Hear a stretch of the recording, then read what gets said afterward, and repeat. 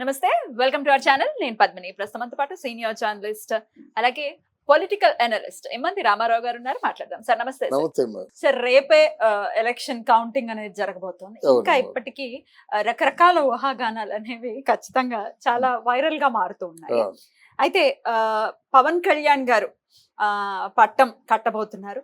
ఆయన ఖచ్చితంగా గెలవబోతున్నారు అన్న ఉద్దేశంతో ఆయన ప్రమాణ స్వీకారానికి ఖచ్చితంగా చిరంజీవి గారు వస్తారు అనే మాట వినపడుతుంది. తట్టుకోగలరా అసలు ఆడియన్స్ వాళ్ళిద్దరిని అలా స్టేజ్ అక్కడ మరి జనాన్ని కంట్రోల్ చేయడం కూడా కష్టం అవుతుంది. ఒక పవన్ కళ్యాణ్ ఫ్యాన్స్ వస్తేనే కష్టం అవుతుంది.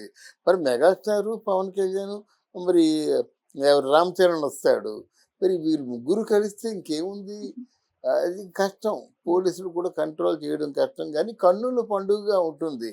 ఆ ఊరంతా కూడా పెద్ద పండుగ చేసుకున్నట్టుగా చుట్టాలు బంధువులు అందరితో అంత హ్యాపీగా ఫీల్ అవుతారు. అయితే పవన్ కళ్యాణ్ ఓడిపోతాడు అని చెప్పినట్టయితే ముందు వాడిని కొట్టేస్తారు పట్టుకొని. అలాగుండా జనాలు ఓడిపోవడం.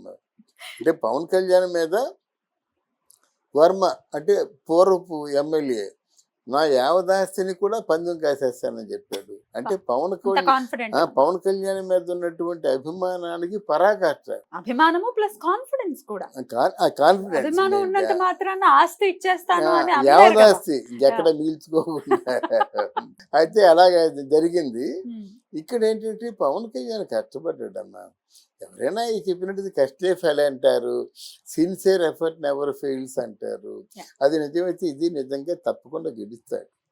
తర్వాత పవన్ కళ్యాణ్ అనుభవించిన టార్చర్కి డబ్బులు లేకపోతే ఎంత ఇబ్బంది పడిపోయాడు. 65 కోట్లు అప్పు చేశాడు. ఎవరు అలాగా అప్పు చేస్తాడు 65 కోట్లు? పిల్లల తాలూకు ఎడ్యుకేషన్ కోసం దాచుకున్నటువంటి డిపాజిట్లు మళ్ళీ విత్డ్రా చేసేసుకున్నాడు. ఎవరు చేస్తారమ్మా? తర్వాత ముఖ్యమైనది ఏంటంటే ఎంతటి క్లిష్ట పరిస్థితి వచ్చిందో కదా, వాళ్ళ వదిన దగ్గర ఆ పరిస్థితిని అధిగమించడం కోసం వాళ్ళ వదిన దగ్గర 2 crores తీసుకున్నాడట. అంటే ఆయన మానసిక స్థితిని మనం వేరీ చేయడం కోసం చెప్తున్నాను అనమాట. ఇంత ఎండనక వాననక ఓ పగలంతా ప్రచారం చేసుకొని, రాత్రులంతా షూటింగ్లు చేసుకొని, లేదా రాత్రులు షూటింగ్ పగలే షూటింగ్ చేసుకొని, రాత్రులేమో కౌలు రైతులు ఆత్మహత్య చేసుకున్న వాళ్ళకి ఇళ్ళకి 12 గంటలకి 1 గంటకి తెల్లవారు అనమాట. వాళ్ళు డబ్బులు అంటే ఎవరైతే యాక్చువల్గా ఫిజికల్గా ఉన్నారో కౌలు రైతుల తాలూకు భార్యల చేతుల్లో డబ్బులు పెట్టాడు. మధ్యవర్తులకు ఎవరు ఇవ్వలేదు. అవసరమైతే ఒక 4 రోజులు కష్టపడతారని తీర్మానించుకున్నాడు. కానీ మధ్యవర్తులకు ఎవరికి డబ్బు ఇవ్వలేదు అనమాట. అన్ని మంచి పనులు చేసేవారికి ఇప్పటం గ్రామంలో ఆయనకి ఇలాగే పెద్ద క్రౌడ్ వచ్చేసిందని, అంటే ఆయన తాలూకు జనసేన ఆవిర్భావ దినోత్సవం చేసుకుందామని అక్కడ ఇప్పటంలో ఎక్కడా ప్లేస్ ఇవ్వలేదు. ఏ ప్లేస్ ఇచ్చినా సరే వైసీపీ వాళ్ళు వార్నింగ్ ఇచ్చారు. ఇప్పటం ప్రజలు ఏంటంటే మనల్ని ఏం చేస్తారులే చూసుకుందామని చెప్పేసి ఆయన అంత కష్టపడుతుందని చెప్పేసి స్థలం ఇచ్చారు. మొత్తం 200 ఎకరాలు ఉంటుంది. ఆ 200 ఎకరాల్లో పెద్ద అది బారికేడ్స్ వేసి తీశారు. చాలా బ్రహ్మాండంగా చేశారు. వైసీపీ వాళ్ళు ఎంత దాన్ని క్యాన్సిల్ చేద్దాం అనుకున్నా గ్రామ ప్రజలు అడ్డేశారు అన్నమాట. దానికి కృతజ్ఞతగా వాళ్ళకి 50 లక్షలు ఇచ్చాడు. ఈ గ్రామం బాగా వెనకబడినట్టుగా ఉంది, ఈ 50 లక్షలతో మీరు ఏదైనా పేదసాదులకు ఏదైనా చేస్తే చేయండి, బట్ ఇప్పటం గ్రామాన్ని మాత్రం నేను మర్చిపోను నా జీవితంలో అని చెప్పాడు.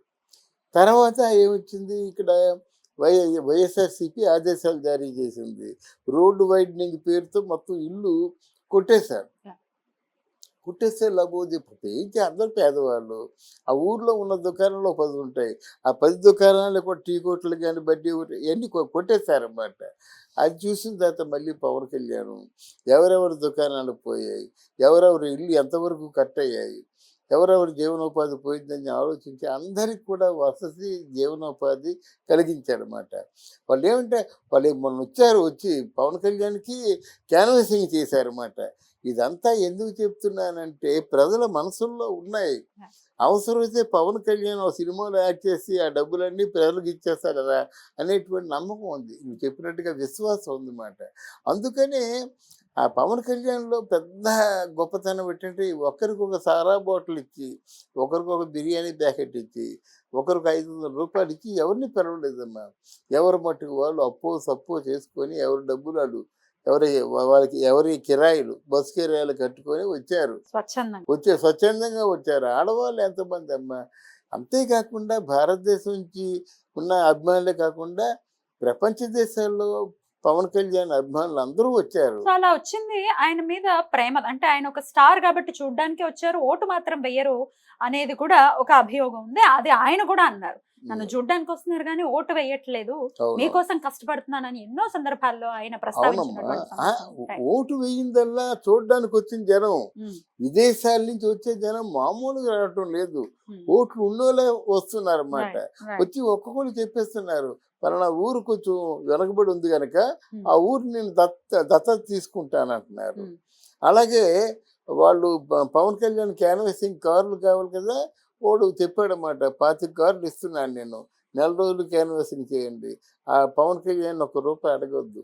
ఆ 25 కార్లకి నెల రోజులకి డబ్బులు ఇచ్చిన వాళ్ళు ఉన్నారు. ఇలాగా ఎవరికి వాళ్ళు వాళ్ళ చేతుల్లో ఎంతైతే ఉందో అంతా కూడా ఖర్చు పెట్టారన్నమాట. ఇలాగా ఏ రాజకీయ నాయకుడికి కూడా జరగలేదు. ఇప్పుడు ఎన్ఆర్ఐలు కూడా ఏం చెప్తున్నారంటే, పవన్ కళ్యాణ్ గెలిచిన తర్వాత అధ్యక్ష అంత వెళ్ళిపోతాం అని ఉన్నారన్నమాట. ఇట్లాంటి పరిస్థితుల్లో వీళ్ళందరూ పిఠాపురంలో పవన్ కళ్యాణ్ ఓడిపోతారంటే ఎలా నమ్ముతాం మనం? మన వర్మ ఆయన కూడా రాజకీయ నాయకుడే, ఎక్స్ ఎమ్మెల్యే. ఆయన ఒకటే అంటున్నాడు, ఇండియాలో ఎవరికి రానటువంటి మెజార్టీ పవన్ కళ్యాణ్కి వస్తుంది అన్నాడు. ఆంధ్రప్రదేశ్లో కూడా జగన్మోహన్ రెడ్డి కంటే ఎక్కువ ఓట్లు వస్తాయి అంటున్నాడు అన్నమాట. సో ఇన్ని కారణాల చేత మనం పవన్ కళ్యాణ్ విక్టరీని మనం కన్ఫర్మ్ చేయొచ్చు. తప్పకుండా గెలుస్తాడు. అలాగే చిరంజీవి, సురేఖమ్మ ఎందుకు వస్తారంటే, సురేఖమ్మ చెప్పింది ఒకసారి, నేను పెళ్ళయ్యే కొత్తలో నాకు మొట్టమొదటి ప్రేమ ఉన్నది మాత్రం నా తాలూకు పవన్ కళ్యాణ్ బాబే. బిడ్డలానే ఆవిడ బిడ్డలాగా పెంచారు. చిరంజీవి కూడా బిడ్డలాగే చూశాడు, ఎత్తుకునే బిడ్డ చిన్నప్పుడు. అందువల్ల వీళ్ళు పవన్ కళ్యాణ్ గురించి పాప ఎన్ని ముక్కులు మొక్కుంటున్నారు. ఆవిడ ఆశ తీరక వచ్చేసి ఇక్కడ దత్తస్వామిని మొక్కుంది, దుర్గామాతను మొక్కుంది, దర్గాకి వెళ్ళింది, మనస్ఫూర్తిగా దీవించి కన్నీళ్ళు అంటే ఇన్ని కష్టాలు పడుతున్నావు అని చెప్పి వెళ్ళిపోయింది అన్నమాట. తల్లిదేవుళ్ళు ఊరకనే తప్పకుండా గెలుస్తాడు. అందుకే చిరంజీవి కూడా ఆయన ఊహించినట్టు ఎప్పుడు ఊహించలేదు, వీడు ఇంత ప్రయోజకుడు అవుతాడు, వీడు వెనక ఎంతమంది ఇన్ని లక్షలాది మంది కోట్లాది మంది ఉంటారని ఎప్పుడూ ఊహించలేదు అన్నమాట. చిరంజీవి జీవితంలో ఎంతకంటే పెద్ద ఆనందించే క్షణాలు ఉండవు. ఒకటి చరణ్ ఉన్నాడు, 2 బిడ్డలా పెంచుకున్నాడు పవన్ ఉన్నాడు కనుక డెఫినెట్గా దానికి పట్టాభిషేకం అని పేరు పెట్టాడు చిరంజీవి. అలాగే జగన్బాబు పట్టాభిషేకానికి చిరంజీవి, సురేఖమ్మ, చరణ్ రావాలని కోరుకుందాం. అంటే ఇక్కడ కూటమి మీద చాలా మంది ప్రజల ఎక్స్పెక్టేషన్స్ ఉన్నాయి. అంతిమ తీర్పు ఇచ్చేది ప్రజలే కదా. కానీ ప్రజలు ఎప్పుడైతే ఈ వైఎస్ఆర్సీపీ పోవాలి, ఆ పవన్ కళ్యాణ్ చంద్రబాబు రావాలి, పరిపాలన చంద్రబాబు తెలుసు, పవన్ కళ్యాణ్కి ఏమో పని చేయించుకోవడం తెలుసు కనుక మన బతుకులు బాగుపడతాయినటువంటి, అంటే వైసీపీ మీద వ్యతిరేకత ఎలాగా ఉందమ్మా. కానీ ఒక ఆశ, ఇప్పుడు hero of the season is only Pawan Kalyan. రేపు పొద్దున్న నిజంగా ఒక ఆరా మస్తా అని చెప్పినట్టుగా పవన్ కళ్యాణ్ జగన్మోహన్ రెడ్డికి 14, 15, 16 వచ్చి పవన్ కళ్యాణ్కి ఏమో 21 వచ్చింది అనుకోండి. కేకే సర్వే లాగా కేకే సర్వేలోనే చెప్పాడన్నమాట. 21 వచ్చిందంటే 16 సీట్లు వచ్చాయంటే జగన్మోహన్ రెడ్డి కంటే పవర్ఫుల్ లీడర్ కదా పవన్. ఇది 16 వచ్చాయి జగన్మోహన్ రెడ్డికి. అంటే ఆయన చెప్పింది నిజమైతే ఆయన 14 చెప్పాడు, పోనీ 16 వేసుకుందాం, పోనీ 20 వేసుకుందాం, 20 వేసుకున్నా 21 వచ్చినప్పుడు గొప్ప కదా. అసెంబ్లీలో అతిపెద్ద పార్టీ చంద్రబాబు అయినట్టయితే, తెలుగుదేశం అయినట్టయితే రెండో పెద్ద పార్టీ ఈయనే కదా.